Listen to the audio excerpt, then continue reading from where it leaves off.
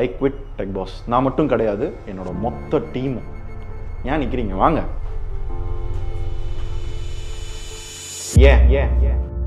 This video sponsor by Zen Reviews. Zen ரிவ்யூஸ்னால் ஒவ்வொரு ப்ராடக்ட்டுக்கும் நிறைய பேர் ஃபேக்காக வந்து ரிவ்யூ கொடுத்துட்டு ஸ்டார் கொடுத்துட்டு அந்த மாதிரி பண்ணிட்டு இருக்காங்க. ஆனால் ஜென் ரிவ்யூஸில் அப்படிலாம் இல்லை.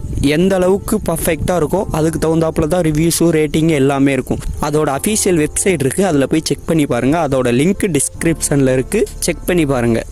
ஹலோ மக்களே, உங்களுக்கு வந்து தமிழ் டெக் யூடியூபரை உங்களுக்கு தெரியும்னு நினைக்கிறேன். தமிழ் டெக் யூடியூபர் வந்து யாருன்னா, அவங்க வந்து மொபைல்ஸ் ரிவ்யூ பண்ணுறது, லேப்டாப் ரிவ்யூ பண்ணுறது, அந்த பொருள் நல்லா இருக்கா நல்லா இல்லையா, ஹீட் ஆகுதா, ஏதாச்சும் பிரச்சனை இருக்கா அந்த பொருளில் அப்படின்னு சொல்லி அந்த பொருள் வந்து வாங்கி ரிவ்யூ பண்ணுவாங்க. அதை பார்த்து ரிவ்யூவை பார்த்து, ஓ இந்த பொருளுக்கு ரிவ்யூ நல்லா இருந்துச்சுன்னா நம்ம வாங்குவோம், இந்த பொருள் நல்லா இருக்குது அப்படி இப்படின்னு சொல்லி நம்ம வாங்குவோம். ரிவ்யூ வந்து இதில் இருக்கனால சரி இவங்க ஓரளவுக்கு கரெக்டாக ரிவ்யூ சொல்கிறாங்க அப்படின்னு சொல்லிட்டு நம்ம நினச்சிடுவோம்.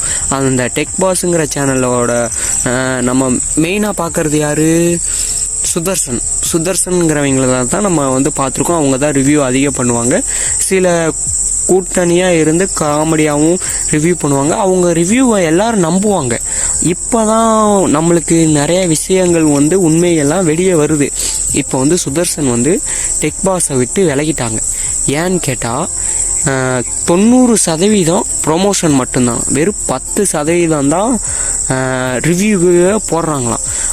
அப்படிங்கிறப்ப அவங்களால ஜென்யூனாக ரிவ்யூவே பண்ணவே முடியலையாம். அவங்கள ரிவ்யூவே பண்ண விட மாட்டேங்கிறாங்க. அதோட அட்மின் வந்து யாருன்னா விஜய் கார்த்திக்கும் முருகேசன். இவங்க 2 பேர் தான் டெக் பாஸோட ஃபவுண்டர், ஓனர் எல்லாமே. இவங்களோட முக்கியமான நோக்கம் என்னன்னா, இதை நான் சொல்லல, சுதர்சன் சொல்கிறாங்க. முக்கியமான நோக்கம் என்னன்னா பணம் மட்டும்தான் எங்களோட முக்கியமான நோக்கம். ப்ரொமோஷன் பண்ணணும், பணம் சம்பாதிக்கணும், மக்கள் வந்து எங்களை நம்புகிறாங்க, அதை வந்து மிஸ்யூஸ் பண்ணுறாங்க அப்படின்னு சொல்லிட்டு சொல்கிறாங்க. என்ன மிஸ்யூஸ் பண்ணுறாங்கன்னா, பொருளுக்கெல்லாம் பொய்யா ரிவ்யூ சொல்ல வைக்கிறாங்களாம். இதுவே கிட்டத்தட்ட 2 வருஷமாக நடந்துட்டு இருந்துச்சான். இப்போ எப்படின்னா, அப்போ வந்து 10% வந்து ரிவ்யூ, 90% ப்ரொமோஷன். இப்போ 99% ப்ரொமோஷன், வெறும் 1% தான் ரிவ்யூமா. இதனால் இதை இவங்களால் ஏற்றுக்க முடியாதனால இப்போ வந்து வெளியே வரேன்னு சொல்லி சொல்கிறாங்க. அதனால் அந்த ஃபவுண்டர் சொல்கிறாங்கன்னா, நீ வெளியே போறீன்னா உனக்கு தர வேண்டிய 60 லட்சம் சம்பளத்தை தரமாட்டோம், அப்படி உனக்கு வேணும்னா நீ இதில் தான் இருக்கணும் அப்படின்னு சொல்லி சொன்னாங்களாம். அதுக்கு சுதர்சன் என்ன சொல்லிட்டு வந்துட்டாங்கன்னா, எனக்கு தேவையில்லை, நான் வெளியே போகிறேன்னு சொல்லிட்டு வந்துட்டாங்க.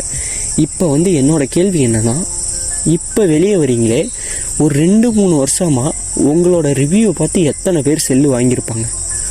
அப்போ அதெல்லாம் பொய் தானே. அப்பயே வெளியே வந்திருக்கலாமே. உங்கள் ரிவ்யூலாம் பாதி பொய். எத்தனை பேர் உங்கள் ரிவ்யூவை பார்த்து செல்லை வாங்கி எத்தனை பேர் ஏமாந்துருப்பாங்க? அவங்க நம்பிக்கையெல்லாம் இப்போ உடைச்ச மாதிரி தானே. இப்போ வந்து உங்களுக்கு ஒரு பிரச்சனைனால நீங்கள் சேனலை விட்டு வெளியே வரீங்க, நீங்கள் ஒரு காரணம் சொல்கிறீங்க, எல்லாமே ஓகே. 2 வருஷத்துக்கு முன்னாடி இதே அந்த 90% ப்ரொமோஷன்லேயே இருந்திருந்தா அப்போ நீங்கள் என்ன ரிவ்யூ சொல்லிக்கிட்டே தானே இருந்திருப்பீங்க. அப்போ மக்கள் உங்களை நம்புறனால ஏமாத்துறீங்க. இப்போ பாயிண்ட்டுக்கு வருவோம். தனியாக ஒரு சேனல் ஆரம்பிச்சிருக்காங்க, டெக் சூப்பர் ஸ்டார் அப்படின்னு சொல்லி தனியாக ஒரு சேனல் ஆரம்பிச்சிருக்காங்க. அந்த சேனல் வந்து இப்போ வந்து பப்ளிசிட்டி பண்ணியிருக்காங்க. அந்த சேனல் வந்து நிறைய பேர் ஃபேக்காக வந்து ஓப்பன் பண்ணி டெக் சூப்பர் ஸ்டார் நான் தான் சொல்லி நிறையா ஃபேக் சேனலும் ஓப்பன் பண்ணியிருக்காங்க. இப்போ வந்து என்னென்னா, அவங்க வந்து சப்போர்ட்டுக்கு வந்து கேட்டிருக்காங்க, நீங்கள் வந்து இனிமேல் டெக் பாஸ் சேனலில் சப்ஸ்கிரைப் பண்ணாதீங்க, அவங்க வந்து ப்ரொமோஷனுக்காகவே உருவாக்கிற சேனல் மாதிரி பண்ணிகிட்ருக்காங்க. அவங்க முழுக்க அவங்களோட நோக்கம் காசு சம்பாதிக்கிறது மட்டும்தான். டெக் பாஸ் சேனலில் நீங்கள் நம்பாதீங்க. நீங்கள் வந்து டெக் சூப்பர் ஸ்டார் இப்போ ஏதோ வெளியே வந்துட்டேன், நாங்கள் வந்து இனிமேல் 100% ரிவ்யூவாக தான் போடுவோன்னு சொல்லி சொல்கிறாங்க. பார்ப்போம்.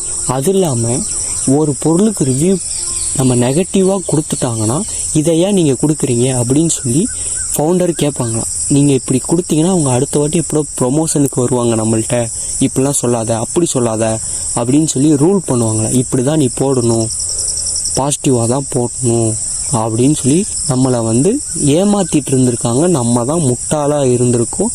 இனிமேவாச்சு தெளிவாக இருப்போம்.